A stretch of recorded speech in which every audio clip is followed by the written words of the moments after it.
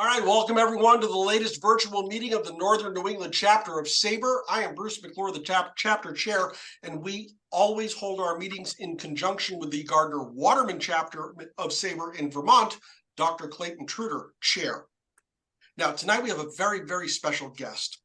Donna Muscarella, a fourth-generation baseball enthusiast and visual artist whose work includes photography and mixed media projects, is here. Her artwork has been featured in Turnstyle, the SABR Journal of Baseball Arts, and the SABR Baseball Cards Blog. In 2021, she released a custom trading card set with her original photos of historic Hinchliffe Stadium in New Jersey, one of the few surviving Negro League ballparks in America. Donna's work is also a part of the collection at the National Baseball Hall of Fame and Museum in Cooperstown. Tonight, we take a journey with Donna through the history of Hinchliffe Stadium. Donna, welcome to Northern New England. How are you? I am wonderful and absolutely thrilled to be here. Thank you so much for having me. I am so glad to have you. I'm just going to back up, let you share your screen, and go get them.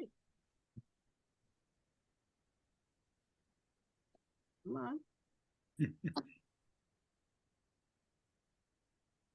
Here we go. Okay. So I just want to give everybody a little background as to how I discovered Hinchliffe Stadium and why I'm so passionate about sharing its story with you. So Hinchliffe Stadium is about 11 miles from my house. And despite the fact that I was parking directly next to it for numerous years while I was going to explore the Patterson Great Falls, I had no idea what it was or why it was there. It was a dilapidated, rundown. It clearly was a ballpark or some sort of sports venue, but had no idea what it was. And given its condition, I thought foolishly that it wasn't anything of significance, never bothered to look into what it was. And in 2020, when everything shut down and the Negro Leagues Baseball Museum was running their Tip Your Cap campaign in celebration of the 100th anniversary of the Negro Leagues, I wanted to participate and take a picture of me tipping my cap. And there wasn't any place that was accessible that made sense for me to go to. Who wants a picture of me tipping my cap in my backyard? Boring. So I kind of scrapped that idea. And in order to keep myself busy and feed my collecting hunger, I decided that I was going to try and gather some postcards of Negro Leagues ballparks.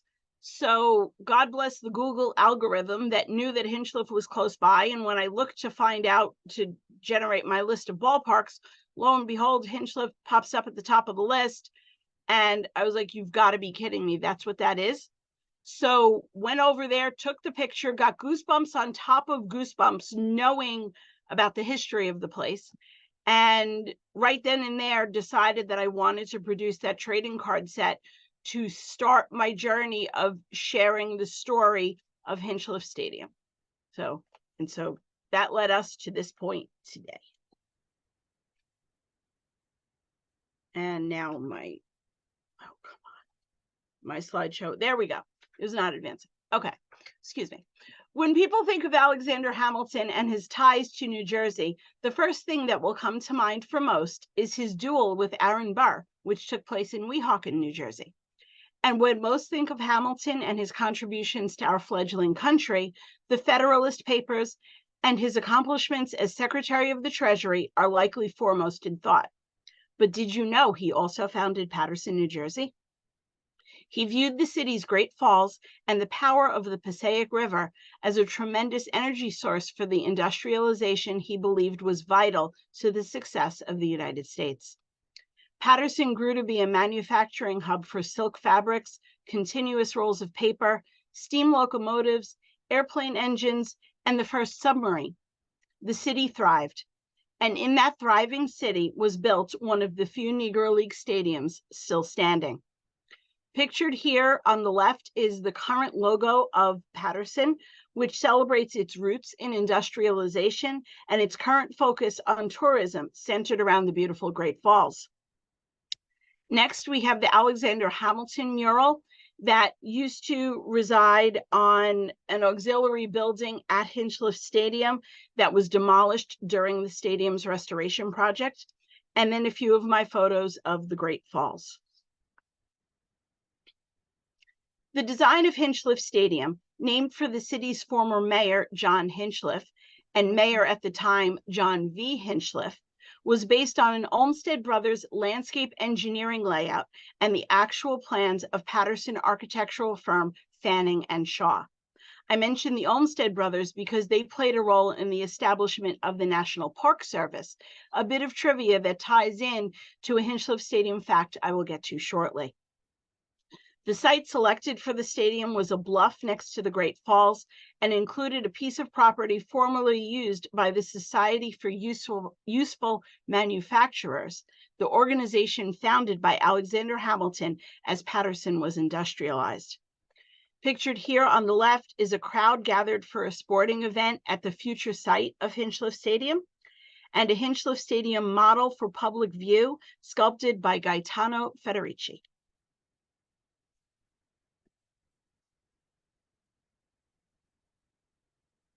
The 10,000-seat stadium was built in the throes of the Great Depression. It opened to great fanfare in 1932. The inaugural events were a two-night portrayal of the life and career of George Washington in celebration of the 200th anniversary of his birth, and a baseball game. The photo on the bottom left provides an excellent view of the field configuration. The ballpark played similarly to the Polo Grounds. That oval had dimensions of 279 down the left field line, 258 down right, and 483 to straightaway center. Hinchliffe was 280 down the lines and over 500 feet to dead center. Hinchliffe would go on to host the 1933 Colored Championship of the Nation and serve as the home field for the New York Black Yankees, the New York Cubans, and the Newark Eagles. Both Paterson and Hinchliffe had become representations of the American dream, but for very different reasons. Paterson's manufacturing dominance represented our country's successful independence and self-sufficiency through industrialization, while Hinchliffe showcased the talents of world-class black ball players who were told they had no place in professional baseball. Rather than quit, they founded their own professional leagues and thrived. In addition to hosting professional baseball games, Hinchliffe Stadium was the home field for Paterson Eastside High School. One of their star athletes, lettering in 4 sports, was Larry Doby. In May 1942, as a high school senior, Doby tried out at Hinchliffe for the Newark Eagles of the Negro National League. His performance and reputation led to his signing by Eagles owners Effa and Abe Manley.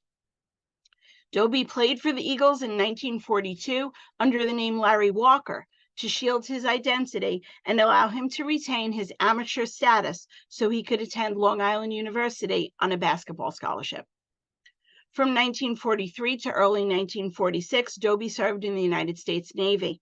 He returned to play for the Eagles after his honorable discharge. On July 4th, 1947, Larry Doby's contract was purchased by the Cleveland Indians. He went directly from playing for the Eagles to playing for the Indians, reintegrating the American League on July 5th, a little more than 11 weeks after Jackie Robinson made his debut for the Brooklyn Dodgers. And yet, all too often, the story of baseball's early days of reintegration starts and ends with Jackie.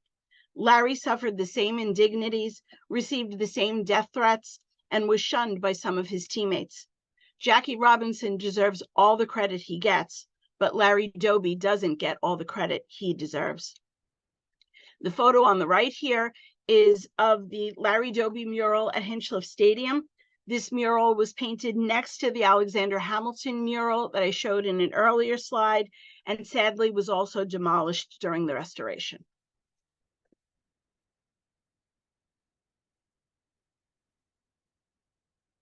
Hinchliffe Stadium played host to at least 28 members of the National Baseball Hall of Fame.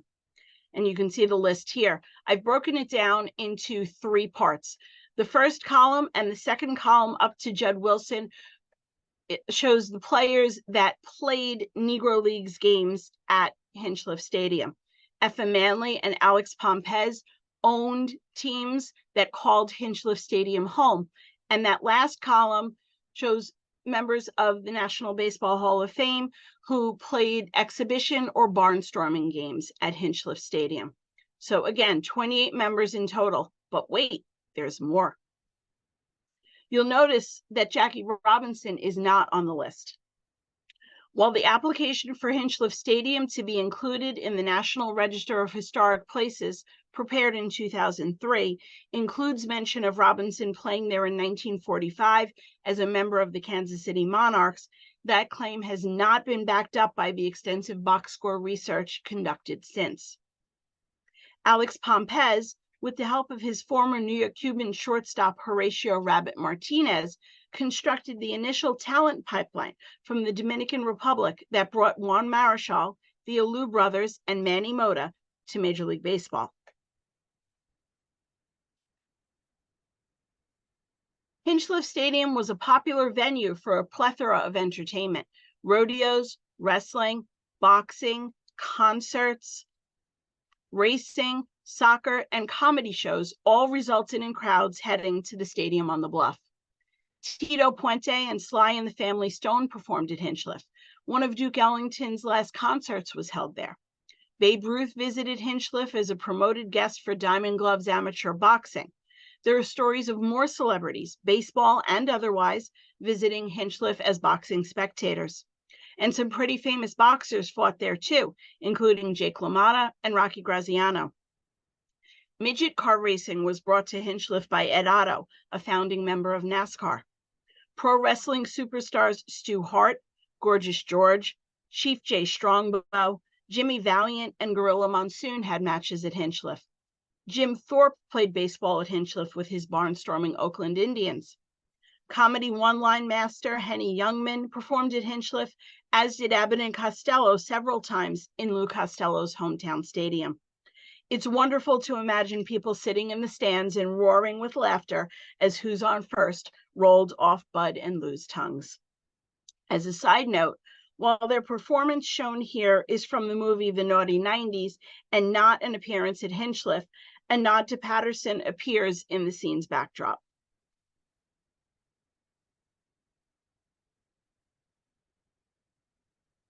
Eventually, Hinchliffe Stadium came under the ownership of the Patterson Board of Education, purchased for $1, and the city was on the decline. By 1983, Patterson was ranked as the 5th poorest city in the United States. Despite Hinchliffe's rich history, the stadium fell into disrepair. In 1996, it was deemed unsafe and closed. Things got worse from there as vagrants and vandals became frequent visitors. Empty liquor containers, spray paint cans, and more littered the place that had once been the pride of Patterson. On September 17, 2002, the 70th anniversary of the stadium's official dedication, Friends of Hinchliffe Stadium was founded by Flavia Alaya and Brian Lopinto. And here's a quote from Friends. "Where others see a weed-overgrown concrete oval, it stands scrawled with graffiti. We see a key to unlocking one of the most vivid, creative, and inspiring American stories of several generations." End quote. The organization worked tirelessly to save Hinchliffe, which was deteriorating more by the day and headed for demolition. Through Lopinto's and the Friends' efforts, the stadium was declared a National Historic Landmark, a Patterson Historic Landmark, and part of the Patterson Great Falls National Park. It is the only ballpark part of our national park system. These declarations helped refocus a Patterson on the rise, one that is promoting tourism, entertainment, arts, and culture. In February 2021, Patterson's Mayor Andre Saya received word that tax credits had been awarded for the restoration of Hinchliffe Stadium. A groundbreaking ceremony was held inside the dilapidated landmark on April 14th, 2021, and that date was chosen because Larry Doby wore jersey number 14. The restoration initiative would include the building of a 55 and over housing complex and a parking structure next to the stadium. And here are some of my photos from that groundbreaking. On the left, we have the groundbreaking shovels whose handles were bats and were specially inscribed to commemorate the event. Harold Reynolds, who had been named an ambassador for the stadium, was one of the speakers that day. There was a ceremonial moving of dirt. Since there was asphalt, there was no actual, they didn't bring in any machinery to break the asphalt. They just poured a pile of dirt and everybody shoveled it. And then on the right, we have Larry Doby Jr.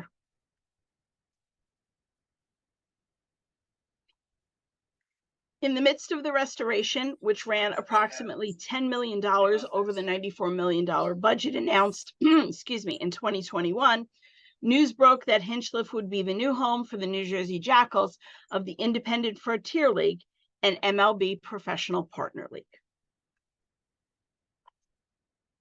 Now I've got a couple of slides showing some photos pre and post restoration. All of these photos were taken by me. This is one of the entrances to the ballpark. So the terracotta tiled towers there are one of the trademark elements of the ballpark, as well as the tile work. All of that was beautifully restored. Any tiles that needed to be replaced were actually obtained from the same manufacturer as provided them initially in 1932. So this shows from what is now right field, what the ballpark looked like. And that photo on the left doesn't even really show the ballpark at its worst. When leaves were in full bloom, it was more green than not. There was, interestingly, a beautiful cherry blossom tree that was in beautiful full bloom right before they started the demolition phase of the restoration. And it was not a pretty sight. You can see a lot of the graffiti / street art, the asphalt that overtook the stadium, and what it looks like, not today because it's in football mode today, but what it looked like on opening day. These are the stands. Top left is pre, bottom left is during restoration, and then we have the new version. Because the ballpark is a National Historic Landmark, they weren't allowed to completely demolish that and put in full back seats. In order to keep the historic landmark status, they had to put in bleachers. So on the left is a little bit of the Patterson skyline in the background and a football scoreboard that was put in. As obviously not an original baseball scoreboard, but a football scoreboard that was put in. And then on the right, we have the interim version of the new scoreboard. A little bit later, you'll see the other things that they added since. So now we have baseball back at Hinchliffe. On the left is the logo that they unveiled early in the 2023 season. That logo, the text, uses the same text that's on the nameplates over the entrance of the ballpark. The oval represents the shape of the field, Patterson skyline in the background, and then those trademark towers with the terracotta roofs. So the first games at Hinchliffe were actually not professional games. They were played, there was a doubleheader, 4 different teams. It was called the Silk City Baseball Classic, and that took place on May 18th of 2023. The first game was Larry Doby's alma mater, Patterson Eastside Ghosts, against Don Bosco, which is a very prominent sports school here in northern New Jersey. And then the second game was Kennedy, which is the other one of the other Patterson high schools, versus Patterson Science.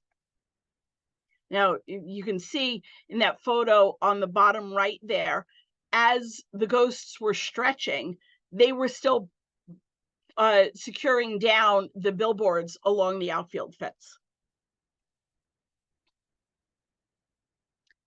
So even though the first games were played at Patterson on May 18th, they didn't actually have the ribbon cutting until the following day, May 19th. So it was a long day. It was a hot day, but it was an absolutely glorious day. We had lots of dignitaries and baseball people there celebrating. Whoopi Goldberg was there, Willie Randolph, Harold Reynolds, Omar Minaya, Tom Verducci, Joe Madden.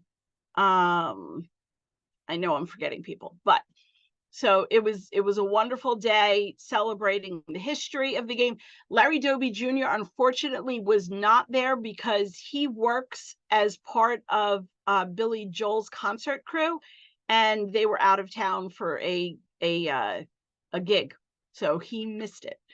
But he's been there since, as you will see shortly. And then the photo on the right there is the ceremonial first pitch from Jackal's opening day, which was on the 21st. It was supposed to be on the 20th, but got rained out. Willie Randolph is there throwing the first ceremonial first pitch. Standing on the mound is Patterson's Mayor Andre Saya. And then to the right is Assemblyman Benji Wimberly. And here we are to opening day. So the photo on the top right is opening day pitcher for the Jackals, Vin Mazzaro. Bottom left is James Nelson, who ended up being named the MVP of the Frontier League for the 2023 season. And then that inset photo there is Dylan Castaneda. And the reason I included that photo here is because I wanted you guys to see the Silk City jerseys that the team unveiled early in the season, to just show their connection to Patterson. Silk City is Patterson's nickname. This is a wide angle shot that I took on opening day. You can see here, you saw it in one of the earlier photos as well, that they unfortunately, the powers that be chose not to restore the Negro Leagues field configuration. They felt that this configuration made it easier for them to make the facility a multi-use facility. In addition to hosting baseball there, they've had football, continue to have football. They've had cricket, boxing, wrestling, and with more planned.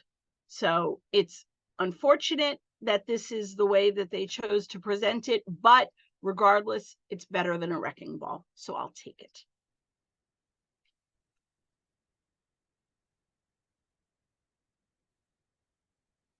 The team, as well as the larger baseball community, has chosen to embrace the ballpark's history and the history of the Negro Leagues that is tied to Hinchliffe Stadium. And there's a number of different events that took place during 2023 that help with that.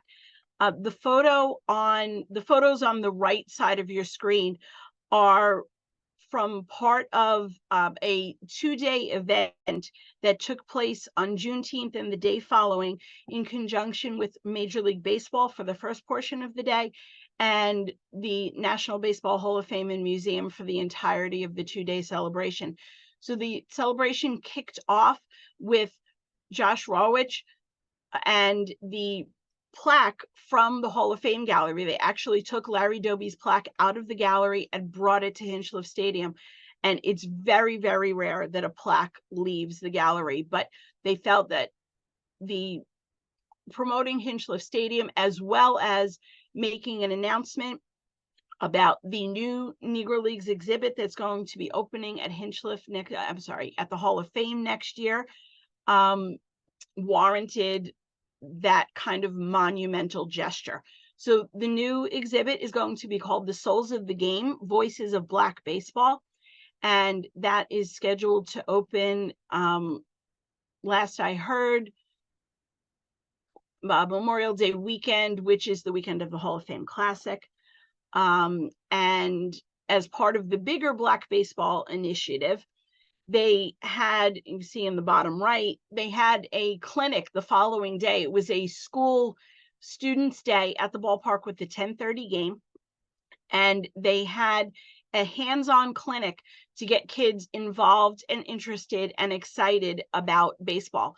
So they taught them a bit about the history of the game and its ties to the Negro Leagues by having jerseys there. They had a Dobie jersey, they had a Satchel Paige jersey, they had a third jersey, I can't remember whose, replicas, not game used. They did have a game used Adam Jones bat. They had game model Aaron Judge and Giancarlo Stanton bats. They had gloves, a cut open baseball, catcher's mask, to get the kids over and excited and interested. And then they also handed out free packs of baseball cards to the kids. In addition, they brought teachers over. They tried to get the teachers to come over and talk to them about the educational programs that the Hall of Fame offers for classroom use by the teachers. So it was wonderful to see so many people engaged and learning about the Negro Leagues and interested in baseball. And last photo here is Larry Dobie Jr. with his dad's Hall of Fame plaque at Hinchliffe Stadium that day. Molly, are you okay with waiting till the end, or you want to talk now? Whatever you prefer is fine by me. Okay, let's wait till the end if you don't mind. Thank you. So as I mentioned, Hinchliffe is going to be a multi-use multi-use facility. And here are some of the photos of the first football game at Patterson. It was conducted on September 1st as part of a Zone 6 football tournament. There were 6 games, 2 on Friday evening the 1st, and another 4 on Saturday the 2nd. It was all local teams, and watching people be excited about the fact that football was back at Patterson was absolutely wonderful. I made reference to the fact that there were further improvements made to the new scoreboard, and you can see best in that photo on the top left there that they added Hinchliffe Stadium in arced letters over the scoreboard. Another interesting football tradition tied to Hinchliffe Stadium is the Turkey Bowl. On Thanksgiving morning, Larry Dobie's alma mater, Patterson Eastside, plays Kennedy. If you talk to Larry Dobie Jr., he will tell you how much his dad loved Turkey Bowl, and it's coming back this year. I will be there, as chilly as it may be, although not as chilly as I'm sure it's going to be up there, on Thanksgiving morning watching football at Hinchliffe Stadium. In closing, I'd like to thank all of you for being with me for this portion of my public Hinchliffe Stadium journey. It's a journey that began with the release and sale of my custom trading card set and continues as I use opportunities such as this to help preserve and promote the history of Hinchliffe Stadium and the Negro Leagues, both national treasures. That's fantastic, Donna. That's just great. I want to open it up to Q&A comments and such, and I'd like to point out to everybody that if you go down to the bottom of your screen, you will see a button marked reactions. Click that. You'll see another button that says raise hand. Click that. It'll get you in line, just like Molly got in line just a moment ago, and you'll be able to ask your question or make your comment. Molly, you're up. Donna, I was interested to know if there was a lot of interest in the educational aspect of the Hall of Fame things for the educators, because I actually utilize that a lot during COVID teaching, especially the geometry lessons. Yeah, quite a few teachers came over and were very, very interested. I was there actually covering the event for the Hall of Fame, so I wasn't privy to a lot of the details that were discussed because I was a little bit at a distance shooting, but I know that a lot of teachers came over, and you could tell just by their facial expressions and their body language that they were very, very interested in the opportunity. Well, it was really Hall of Fame really saved some of our arses when everything shut down because teachers never thought that they would have to teach remotely. And all of a sudden, in 2 days' time, we're being told we have to teach our kids how to be on a Google Meet. And we now have to provide content through a Google Classroom, which we didn't train them how to use. And Hall of Fame was amazing. Yeah. They had all sorts of stuff to cover nearly every topic.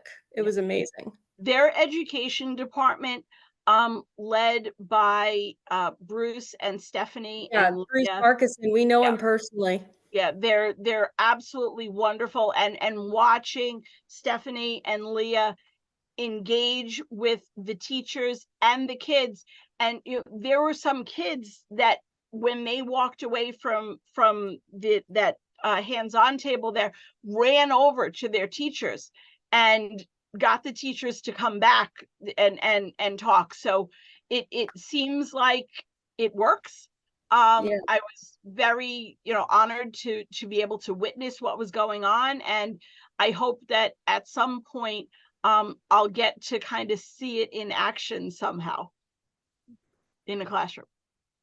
Good. I hope you do, because I know when I used it remotely, and honestly, I supplemented our kids' stuff at home with some of it. It was some really, really fun, different ways of thinking and different ways of looking at history and just, reading things and all of it. It was really super engaging. Cool. Donna, you mentioned something real quick just as you were answering Molly. You were covering events for the Baseball Hall of Fame. Can you expand on that for a second? Sure. I did not go there expecting to be covering for the Hall of Fame that day. I went there as part of my desire to capture the ongoing history of the ballpark. I am credentialed by the Jackals. So I was there as a SABR representative. That's how I'm credentialed through SABR with the Jackals. And I was there with my camera, kind of just capturing things as they went. And a friend of mine, who some of you may know, Dan Tchaikovsky, was there as well.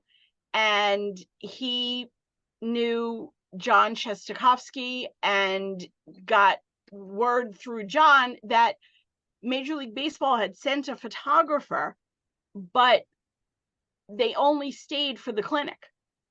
So the photographer left, and the Hall of Fame was doing this press conference and had the Dobie plaque there and was doing the hands-on stuff the next day, and they didn't have anybody to cover it. So Dan said, they need a photographer. Could you be the photographer? And I was like, do they want me to be the photographer? And he was like, yes, I asked them before. And I was like, okay, I guess I'm the photographer. So had a nice conversation with Josh and John and Stephanie and Leah, and they're like, here's what we need. Here's what we'd love for you to be able to provide for us. Are you up for it? And I was like, absolutely. And so I provided a bunch of photos to them of the 2 days worth of events.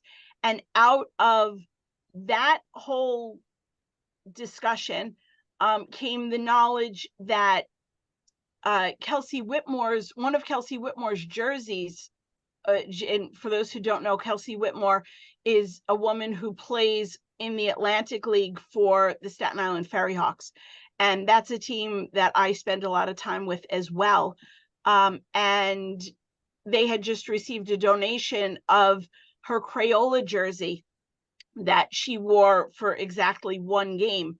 And I was at that game and had photos of her at that game.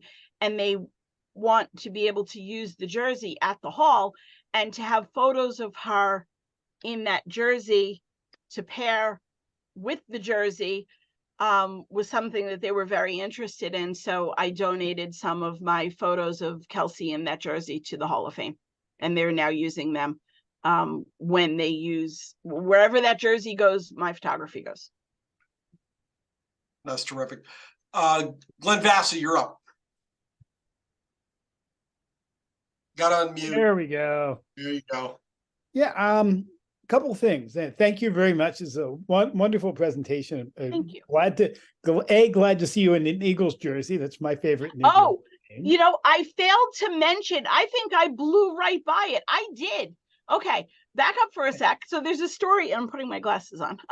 There's a story behind this jersey and that photo. So on July 5th of 2023, they actually had Larry Doby Day, and all of the players wore Eagles jerseys with the number 14 on the back. And this is a game used jersey. It's one of the jerseys that was in the photo. One of the guys that was in the, so this is Keon Barnum's jersey from that game. That's wonderful. That's wonderful. I also was interested in knowing and in letting people know in general, knowing whether you would attend, and letting people know that in June, beginning of June next year, SABR's having their Jerry Malloy conference. The Jerry Malloy is the Negro Leagues conference. And that's how I got roped into SABR in the first place, back in 2003. I'd been doing research on my own about the Negro Leagues, and all of a sudden I was directed to this fellow named Ted Knorr. Oh, Ted is awesome. Yes, isn't he? It is two separate people who I knew from different walks of life both said, you ought to talk to Ted Knorr. So I contacted him, and they were having the Malloy conference in Harrisburg that year. And I went, and I've been a SABR member ever since. But anyway, they're having the Malloy conference in Cooperstown this year. It will be shortly after the opening of the Negro Leagues exhibit that you've already referenced. And I just want to let everybody know that Larry Lester and Leslie Heafy and crew, Ted Knorr included, put on a wonderful, wonderful conference. It is an experience that anybody who goes will feel like they leave with new friends. I've already got my Airbnb booked. I'll see you there.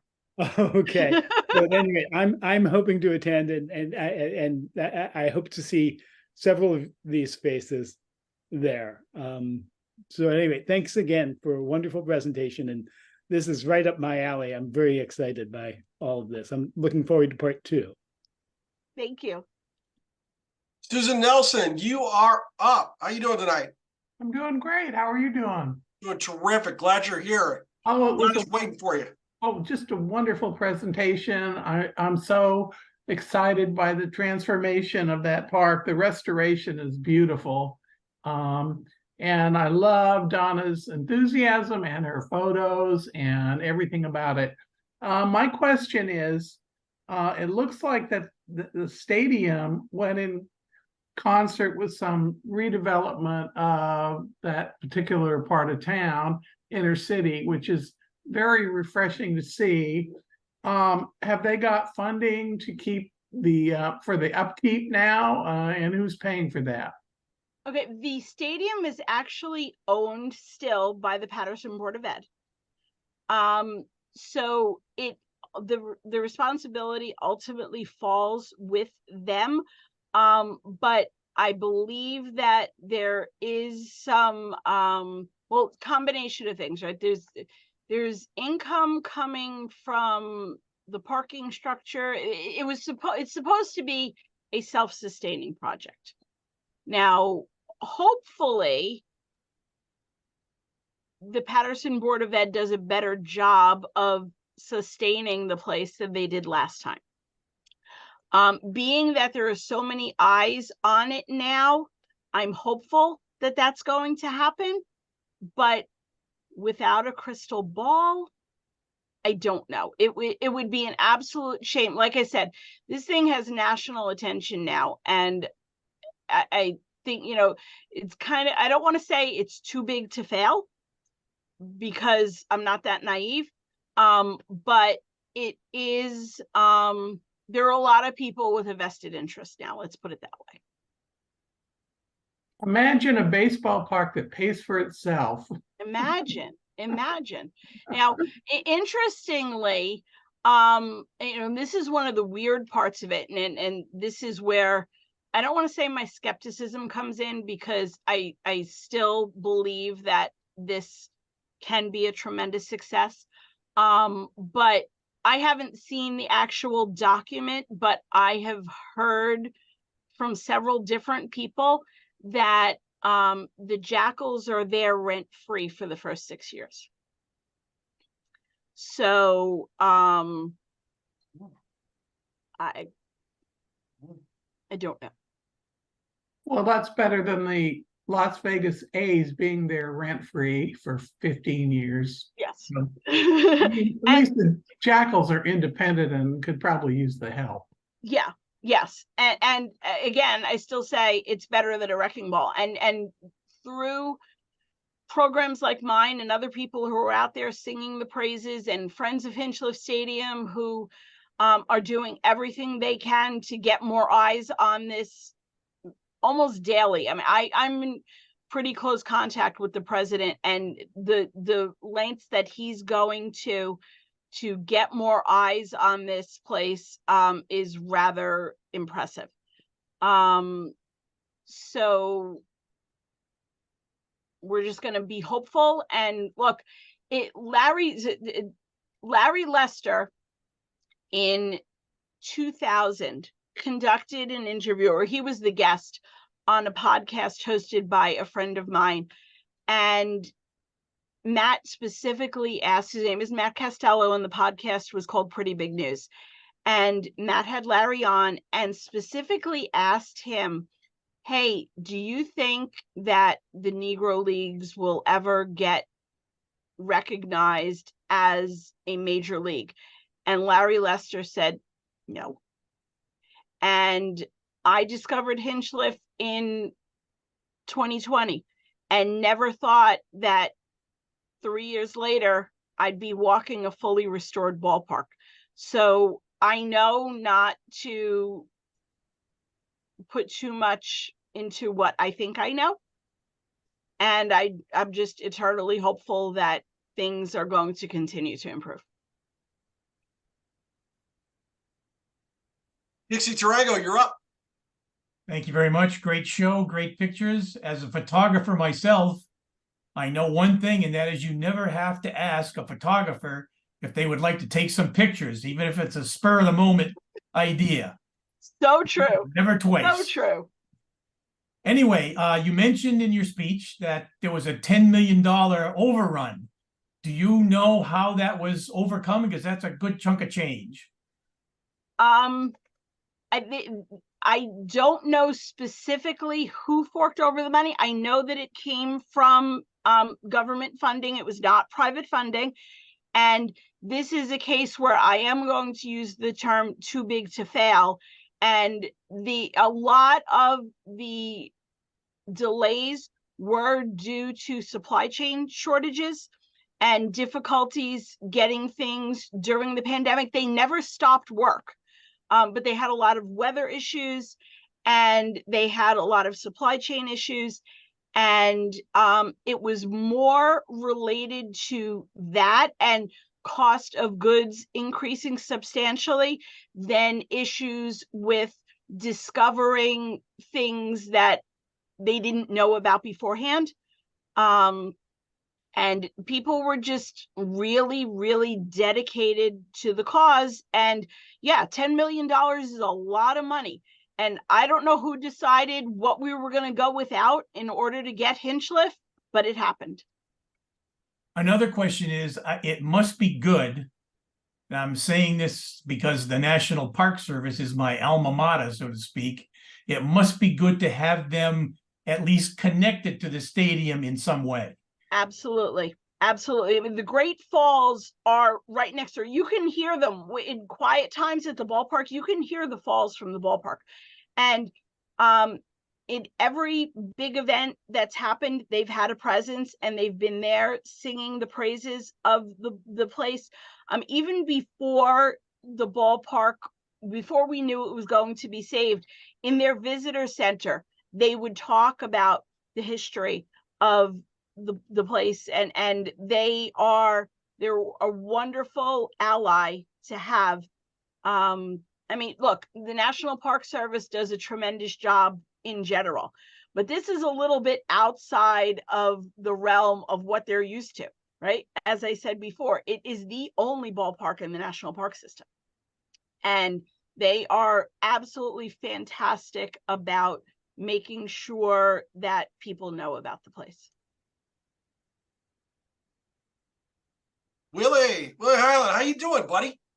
I'm doing well, Bruce. Thanks for asking, and thank you, Donna, for sharing all this interesting facts with us. It's I think I wrote in the comments, it's remarkable to see the difference between the two. And while I had my phone out and I Googled the New Jersey Jackals because I hadn't heard of them. And I didn't know that Craig Breslow, who a lot of us know is now the PBO or CBO of the Red Sox, played for them back in the day.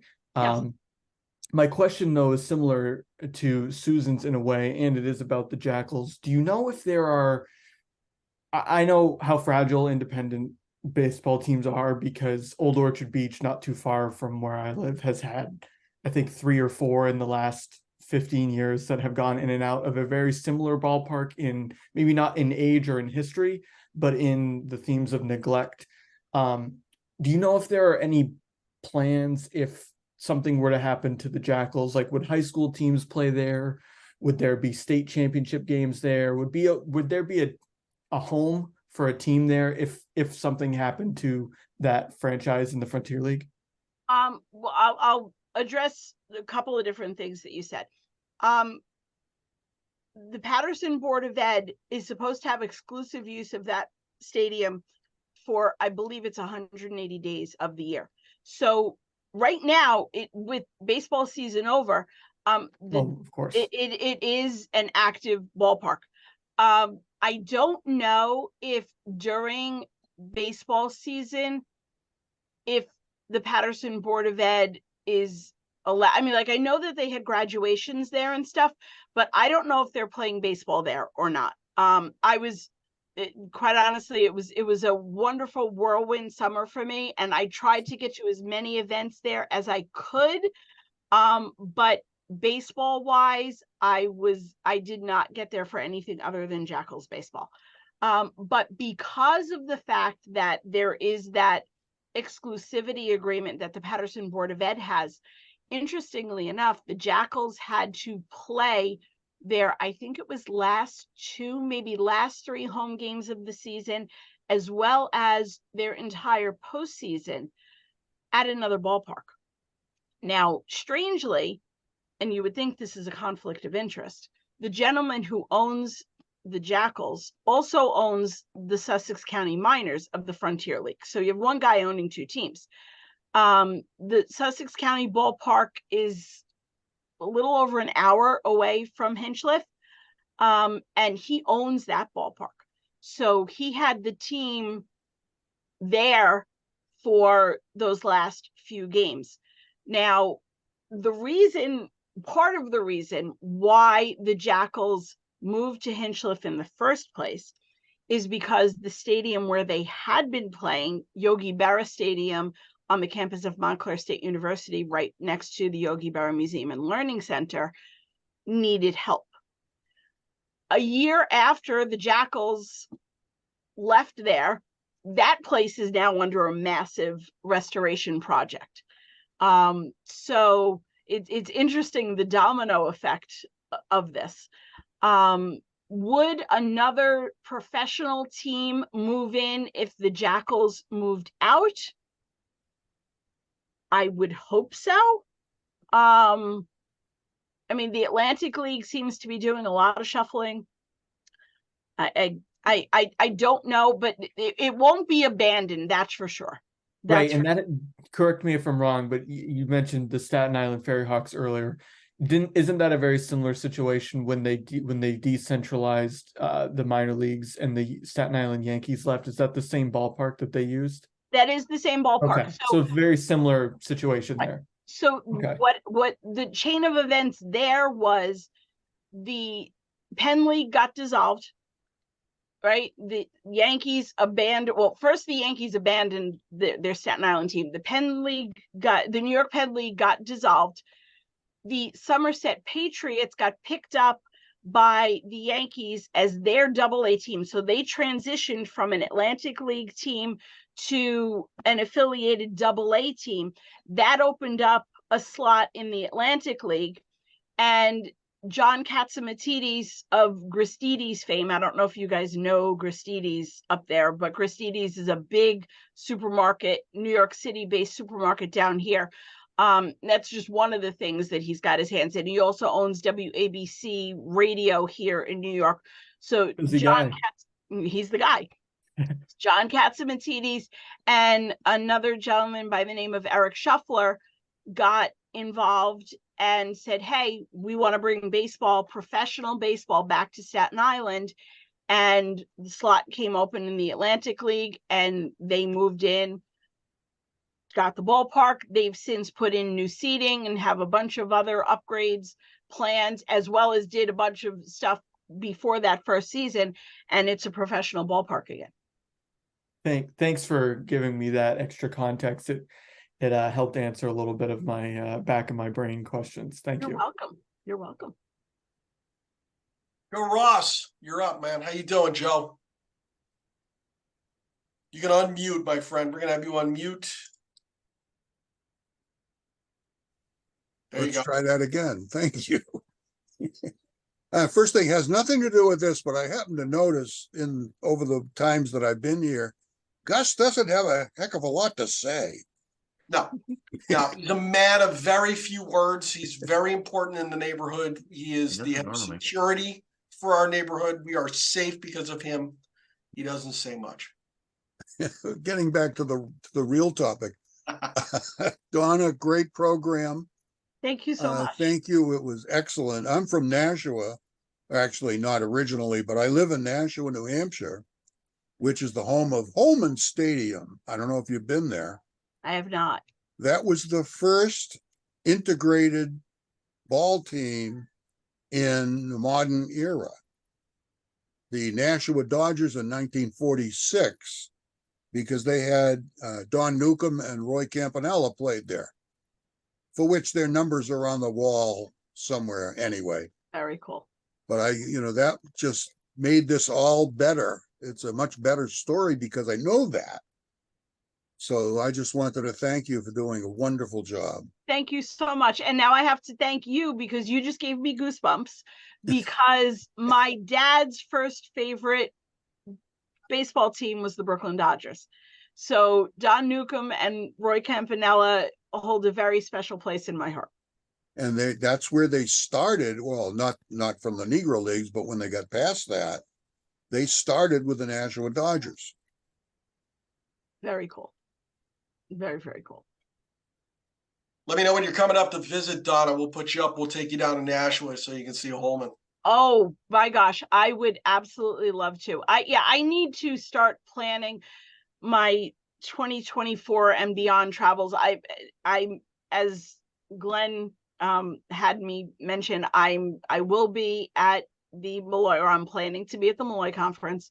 I want to get to Oakland because got to do, the revolving door of all 30 ballparks, right? Because as soon as you get, oh no, that's not there anymore, whatever. So I need to see Oakland before Oakland is no more. And beyond that, we're going to see what happens. But I would love to. I only wish I could plan travel for next week, let alone for next year. Look, Cooperstown is locked in because Cooperstown accommodations are difficult. Yes. And there's an Airbnb up there that I absolutely adore, and I didn't want to not get it. So as soon as they announced the dates, I booked. Bruce, if you do that trip, you'd better call me. We'll do that.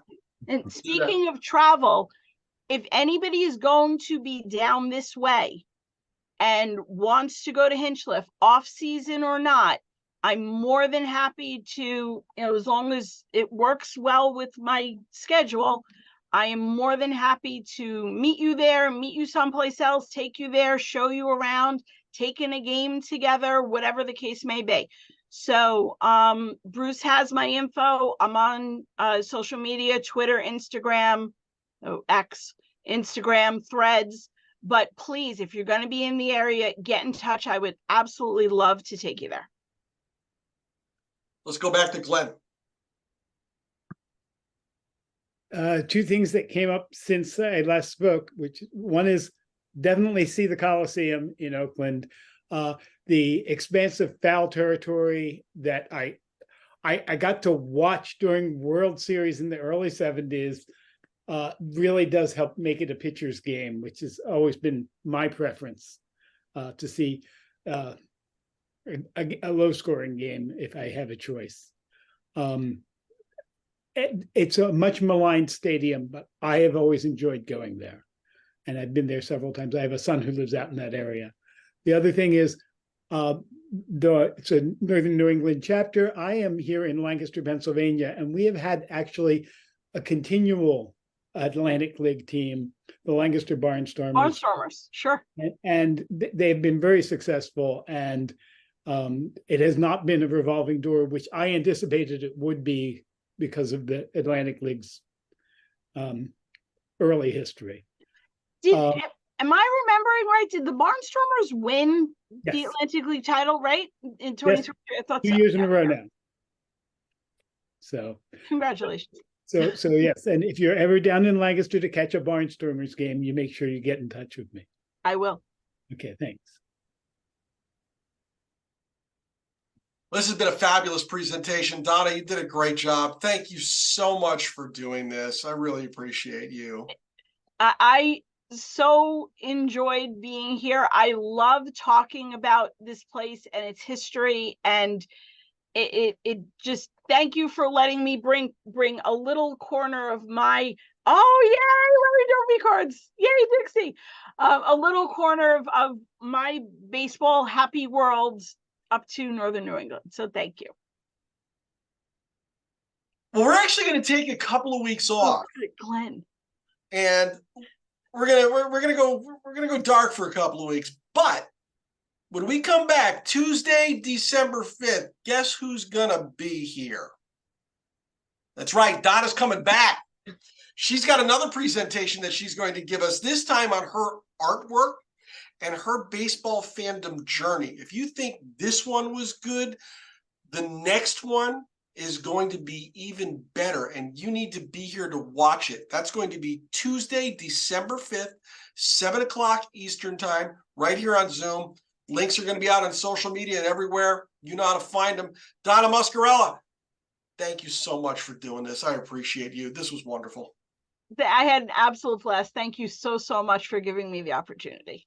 And we had a blast listening to you. We're going to get everybody out of here tonight. Have a great night, everybody. We're going to see you first week in December. Take it easy. Happy Thanksgiving, everybody. Happy Thanksgiving, everybody.